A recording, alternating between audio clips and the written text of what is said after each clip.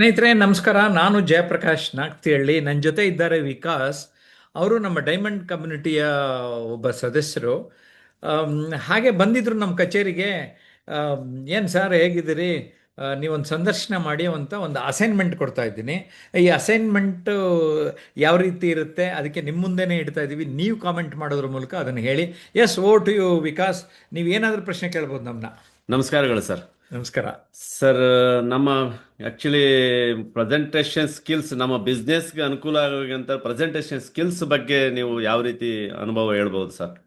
ಈ business community especially corporate ಸೆಕ್ಟರಲ್ಲಿ ಇರೋರಿಗೆ ಯಾವುದೋ ಒಂದು ವಿಚಾರ ತಗೊಂಡು ನೀವೆಲ್ಲ ಪ್ರೆಸೆಂಟ್ ಮಾಡ್ರಿ ಅಂತಾರೆ. ಆ ಪ್ರೆಸೆಂಟೇಷನ್ಗೆ ಸಿಕ್ಕಾಪಟ್ಟೆ ಹೆಲ್ಪ್ ಆಗ್ತದೆ. ಓಕೆ.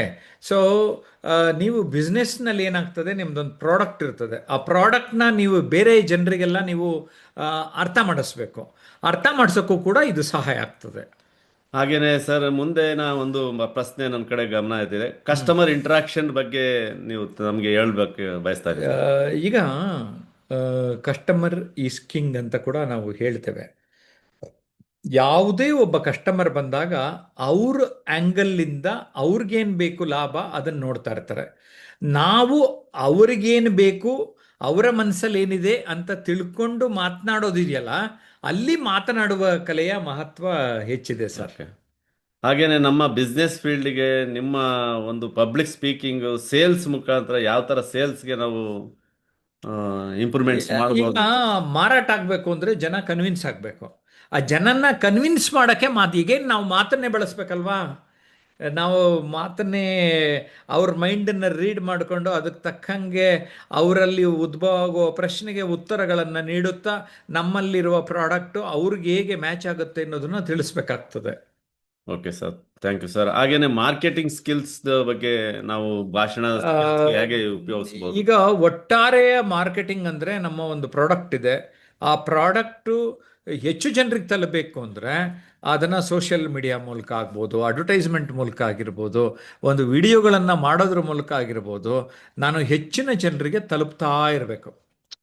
ಹಾಗಾಗಿ ಈ ಮಾರ್ಕೆಟಿಂಗ್ ಕಡೆಗೆ ಎಲ್ಲ ಬಿಸ್ನೆಸ್ ಮೆನ್ ಗಮನ ಕೊಡಲೇಬೇಕು. ಹಾಗೆ ಮತ್ತೊಂದು ನನ್ನ ಪ್ರಶ್ನೆ ಉದ್ಭವ ಆಗಿದೆ ಸರ್. ನೆಗೋಷಿಯೇಷನ್ ಸ್ಕಿಲ್ಸ್ ಅಂತ ಕಸ್ಟಮರ್ ಹತ್ರ ನಾವು ಹೇಗೆ ಅವ್ರು ಏನಾದ್ರು ನೆಗೋಷಿಯೇಟ್ ಮಾಡಿದ್ರೆ ಅವಾಗ ಯಾವ ರೀತಿ ನಾವು ಮಾತಾಡ್ಬೋದು? ಈಗ ನೆಗೋಷಿಯೇಷನ್ ಅಂದರೆ ಏನಾಗುತ್ತೆ ಅಂದರೆ, ಕೆಲವು ಸರಿ ನಾವು ಹೇಳಿದ್ದೆಲ್ಲನೂ ಒಪ್ಪಲೇಬೇಕು ಅಂತ ಇಲ್ಲ. ಆ ಒಪ್ಪಬೇಕು, ಅದರಲ್ಲಿ ನಾವು ಕೊಡು ತಗೊಳ್ಳೋದು ಎರಡೂ ಇರ್ತದೆ ನಮ್ಮ ಮಾತುಗಳಲ್ಲಿ. ಅಥವಾ ಕೆಲವೊಂದು ಸರಿ ನಾವು ಕೆಲವೊಂದು ಡಿಸ್ಕೌಂಟ್ ಕೊಡಬೇಕಾಗ್ಬೋದು, ಅಥವಾ ಅವ್ರಿಗೆ ಆಸೆ ಆಮಿಷಗಳನ್ನು ಒಡ್ಬೋದು. ಇದು ತೊಗೊಂಡ್ರೆ ನಮ್ಮ ಸರ್ವೀಸ್ ಈ ರೀತಿ 6 ತಿಂಗಳಿಗೆ ಮಾಡೋ ಸರ್ವೀಸು 1 ವರ್ಷ 2 ವರ್ಷ 3 ವರ್ಷದವರೆಗೂ ಹಿಗ್ಗಿಸ್ಬೋದು. ಸೊ ಕೊಡು ತಗೊಳ್ಳೋದು ಕೂಡ ಎಗೈನ್ ನನ್ನ ಮಾತಿನಲ್ಲಿ ಪ್ರಾಮಾಣಿಕವಾಗಿ ಅದು ವ್ಯಕ್ತ ಆಗಬೇಕು ಅಂತ ನಾನು ಬಯಸ್ತೇನೆ. Thank you sir. ಹಾಗೇನೆ ಮತ್ತೆ ಈ ಕ್ಲೋಸಿಂಗ್ ಸ್ಕಿಲ್ಸ್ ಅಂತಂದ್ರೆ ಯಾವ ರೀತಿ ಪರಿಣಾಮಕಾರಿ ಆಗುತ್ತದೆ ಫೈನಲಿ ನಾವು ಹೌದು. ಈಗ Closing skills. ಕ್ಲೋಸಿಂಗ್ ಅಂದಾಗ ಎಲ್ಲ ಎಂಡಿಂಗಿಗೆ ಬಂದಿರ್ತಾರೆ. ಆದರೆ ಅವರು ದುಡ್ಡು ಕೊಡದೆ, ಅಡ್ವಾನ್ಸ್ ಕೊಡದೆ ಅದು ವ್ಯವಹಾರ ಆಗಲ್ಲ. ಕೆಲವರಿಗೆ ಫಾರ್ ಎಕ್ಸಾಂಪಲ್ ನಾವೇ ಗಮನಿಸ್ತಾ ಇದ್ದೇವೆ. ಒಂದು ಆಮೇಲೆ ದುಡ್ಡು ಹಾಕ್ತೀವಿ ಅಂದ್ಬಿಟ್ಟು 2-3 ತಿಂಗಳು 6 ತಿಂಗಳು ಕೆಲವು ಬರೋದೇ ಇಲ್ಲ. ಹಾಗಾಗಿ ಆಯಾ ಸಂದರ್ಭದಲ್ಲೇ ಒಂದು ಕಮಿಟ್ಮೆಂಟ್ ತಗೊಳ್ಳೋದಿದೆಯಲ್ಲ, that is very very important. ಅದನ್ನು ಕ್ಲೋಸಿಂಗ್ ಸ್ಕಿಲ್ ಅಂತ ಕರಿತೇವೆ. ಅದು ಕೂಡ ನಾವು ನಮ್ಮ ಆಡುವ ಮಾತುಗಳಲ್ಲಿ ಅವರಿಗೆ ನಾವು ಅರ್ಥ ಮಾಡಿಸ್ಬೇಕಾಗ್ತದೆ. So closing skills are very very important in the business field. Okay sir. ಹಾಗೇನೆ ನೀವು ಮಾತಾಡ್ತಾ ಮುಂಚೆ ನಿಮ್ಮ ಭೇಟಿ ಆಗುವಾಗ ಮತ್ತೆ ಹೇಳ್ತಾ ಇದ್ರಿ ಸೋಷಿಯಲ್ ಮೀಡಿಯಾದಲ್ಲಿ ನೀವು ಬಿಸ್ನೆಸ್ ನ ಇಂಪ್ರೂವ್ಮೆಂಟ್ ಮಾಡ್ಕೊಳ್ಳಿಕ್ಕೆ ಗಮನ ಹರಿಸ್ಬೇಕು ಅಂತ ಹೇಳಿದ್ರಿ. ಆ ಸೋಷಿಯಲ್ ಮೀಡಿಯಾದ ಬಗ್ಗೆ ಯಾವ್ದ್ರ ಮುಖಾಂತರ ಹೋಗ್ಬೋದು ಅಂತ ನೀವು ಹೇಳ್ತೀರಿ ಸರ್? ಈಗ ನೋಡಿ, ಇನ್ಸ್ಟಾಗ್ರಾಮ್ನಲ್ಲಿ ನಾವು ಒಂದು ರೀತಿ ಪ್ರಚಾರ ಮಾಡ್ಕೋತಾ ಇದ್ರೆ ಹೆಚ್ಚಿನ ಜನ ನಮ್ಮನ್ನು ಆಕರ್ಷಣೆಗೊಳಗಾಗ್ತಾರೆ. ಹೆಚ್ಚಿನ ಜನ ಲೈಕ್ಸು, ಹೆಚ್ಚಿನ ಜನ ಫಾಲೋ ಮಾಡಿದಾಗ ಜನರು ಸೀರಿಯಸ್ ಆಗಿ ತಗೋತಾರೆ ನಮ್ಮ ಬಗ್ಗೆ. ಅಂದರೆ ನಾವೊಬ್ಬ ಇಂಡಿವಿಜುವಲ್ ಬ್ರ್ಯಾಂಡ್ ಆಗಿ ಬೆಳೆಯೋಕ್ಕೆ ಸಾಧ್ಯತೆ ಇದೆ. ನಮ್ಮ ಪ್ರಾಡಕ್ಟನ್ನು ಬ್ರ್ಯಾಂಡ್ ಮಾಡೋದಕ್ಕೆ ಸಾಧ್ಯತೆ ಇದೆ. ಹಾಗೇನೆ ಯೂಟ್ಯೂಬ್ನಲ್ಲಿ ಶಾರ್ಟ್ಸ್ ವಿಡಿಯೋಗಳು ಮಾಡ್ತಾ, ಮತ್ತು ರೀಲ್ಸ್ಗಳನ್ನು ಪೋಸ್ಟ್ ಮಾಡ್ತಾ, ಫೇಸ್ಬುಕ್ನಲ್ಲಿ ಪೋಸ್ಟ್ ಮಾಡ್ತಾ, ಜೊತೆಗೆ ಲಿಂಕ್ಡ್ಇನ್ನಲ್ಲಿ ಪ್ರೊಫೆಷ್ನಲ್ ಕಮ್ಯುನಿಟಿ ಅದು. ಆ ಪ್ರೊಫೆಷ್ನಲ್ ಕಮ್ಯುನಿಟಿಯನ್ನು ನಾವು ಸರಿಯಾಗಿ ಅರ್ಥ ಮಾಡ್ಕೊಳ್ತಾ ಸಾಕ್ತಾ ಹೋಗಬೇಕು. ಓಕೆ, ಹಾಗೇನೆ ಮತ್ತೆ ಮುಂದೆ ಒಂದು ಮಾತು ತಿಳಿಸಿದ್ರಿ, ಹ್ಮ್. ಡಿಜಿಟಲ್ ಮಾರ್ಕೆಟಿಂಗು ಅದನ್ನು ನಮ್ಮ ಬಿಸ್ನೆಸ್ ವಿಚಾರಕ್ಕೆ ಎಷ್ಟು ಗಮನ ಹರಿಸಬಹುದು ಅಂತ ಹೇಳ್ತಾರೆ ಸರ್. ಈಗ ಏನಾಗ್ತದೆ ಡಿಜಿಟಲ್ ಮಾರ್ಕೆಟಿಂಗ್ ನಲ್ಲಿ ಗ್ರೇಟೆಸ್ಟ್ ಅಡ್ವಾಂಟೇಜ್ ಏನಂದ್ರೆ you can pinpoint what type of profession you want in for business. Okay. ಮತ್ತೆ ಯಾವ ಏರಿಯಾದಲ್ಲಿರುವ ಜನ ಬೇಕು, ಯಾವ ಊರಿನವರು ಬೇಕು, you can focus and target the audience.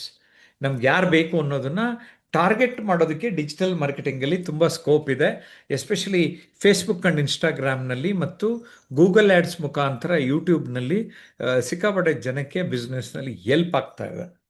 ಹಾಗೆ ನನ್ನ ಈ ವಿಚಾರದಲ್ಲಿ ತುಂಬಾ ವಿವರವಾಗಿ ಹೇಳಿದಿರಿ ಸರ್. ಹಾಗೇನೆ ಇದೆಲ್ಲ ನಮ್ಮ ಬಿಸ್ನೆಸ್ಗೆ ಸಂಬಂಧಪಟ್ಟದ್ದಾಗಿದೆ. ಹ್ಮ್. ಅದೇ ರೀತಿ ಪರ್ಸನಲ್ ಆಗಿ ನನಗೆ ನಿಮ್ಮ ಕಾರ್ಯಕ್ರಮಗಳು ತರಬೇತಿ ಮಾರ್ಗದರ್ಶನದಲ್ಲಿ ಯಾವ್ಯಾವ ರೀತಿ ಪರ್ಸನಲ್ ವಿಚಾರದಲ್ಲಿ ನಾವು ಈಗ ತಿಳ್ಕೊಬಹುದು ಏನಾಗುತ್ತೆ, ನಾನು ಸುಮ್ಮನೆ ಒಂದು ಟಾರ್ಗೆಟ್ ಕೊಡ್ತೀನಿ, ನಿಮ್ಮ ಮಾತು ಸುಮ್ಮನೆ ಕೇಳುತ್ತಾ ಇದ್ದಾರೆ, ಕರೀತಾ ಇದ್ದಾರೆ.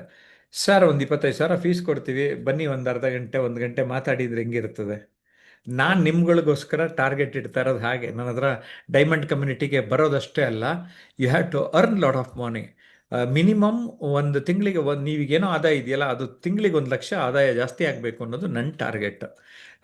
ಅದು ಮಾತಿನ ಮೂಲಕ ಆಗ್ಬೋದು, ನಿಮ್ಮ ಬರವಣಿಗೆಯ ಮೂಲಕ ಆಗ್ಬೋದು, ಸೋಷಿಯಲ್ ಮೀಡಿಯಾ ಎಂಪವರ್ಮೆಂಟಿಂದ ಆಗ್ಬೋದು, ವಿಡಿಯೋ ಮೇಕಿಂಗಿಂದ ಆಗ್ಬೋದು, ಆ ಎಂಟರ್ಪ್ರಿನರ್ಶಿಪ್ ಸ್ಕಿಲ್ಸ್ನ ಇಂಪ್ರೂವ್ ಮಾಡ್ಕೊಳ್ಳೋ ಮೂಲಕ ಆಗಿರ್ಬೋದು, ಲೀಡರ್ಶಿಪ್ ಸ್ಕಿಲ್ ಆಗಿರ್ಬೋದು, ಇವೆಲ್ಲದೂ ಕೂಡ ಸಾಧ್ಯವಿದೆ ಅನ್ನೋದನ್ನ ಹೇಳೋದಕ್ಕೆ ಇಷ್ಟಪಡ್ತಾ ಇದ್ದೇನೆ. ಹಾಗೇನೆ ನಾವು ಹ್ಮ್. ಇಷ್ಟೆಲ್ಲ ಸ್ಕಿಲ್ಸ್ ಗಮನ ಹರಿಸಿದ ಮೇಲೆ ನಮ್ಮ ಪರ್ಸನಲ್ ಆಗಿ ಯಾವ್ದು ವೇದಿಕೆಗೆ ಹೋಗಿ ನಿಮ್ಮ ಮಾತಾಡಬೇಕು ಅನ್ನೋದಕ್ಕೆ ನೀವು ತರಗತಿ ಮಾರ್ಗದರ್ಶನದಲ್ಲಿ ಹೇಳ್ತಾ ಬರ್ತಾ ಇದ್ದೀರಾ. ಎಸ್. ಇನ್ನ ಮುಂದೆ ನಾವು ಯಾವ ರೀತಿ ಅದ್ರ ಕಡೆ ಗಮನ ಹರಿಸ್ಬೋದು ಅಂತ ಹೇಳಲಿಕ್ಕಾಗುತ್ತೆ ಸರ್? ಒಂದು ಕಂಟಿನ್ಯೂಸ್ ಲರ್ನರ್ ಆಗಬೇಕು ನಾವು. ನಿರಂತರವಾಗಿ ಓದಬೇಕು, ಕಲಿಬೇಕು, ಬೆಳಿಬೇಕು ಅನ್ನುವ ನಿರಂತರ ಆಸಕ್ತಿ ಮತ್ತು ಉತ್ಸಾಹ ಇವೆರಡು ಇಟ್ಕೊಳ್ಳಿ. ಜೀವನೋತ್ಸಾಹ, ಜೀವನದ ಬಗ್ಗೆ ಪ್ರೀತಿ. ನಾನು ಕಲಿಬೇಕು, ಐ ಹ್ಯಾವ್ ಟು ಲರ್ನ್. ನನಗೇನು ಬೇಕೋ ಅದನ್ನು ಕಲಿಬೇಕು. ಒಬ್ಬರ ಮಾರ್ಗದರ್ಶಕರನ್ನ ಪಡ್ಕೊಳ್ಳಿ. You will see a result. ಫಾಸ್ಟಾಗಿ ಸಿಗ್ತದೆ ಮತ್ತು ಶಾರ್ಟ್ ಕಟ್ ಮೆಥಡಲ್ಲಿ ಸಿಗ್ತದೆ ನಿಮಗೆ. ಖಂಡಿತ ಧನ್ಯವಾದಗಳು ಸರ್. ತುಂಬಾ ಸೊಗಸಾಗಿ ಎಲ್ಲ ನಮ್ಮ ಉತ್ತರಗಳನ್ನ ಕೊಟ್ಟಿದ್ದೀರಾ. ಎಸ್, ಈ ಥರದೊಂದು ಅಸೈನ್ಮೆಂಟ್ ಫಸ್ಟ್ ಟೈಮ್ ನಿಮಗೆ ಕೊಟ್ಟಿದ್ದೆ.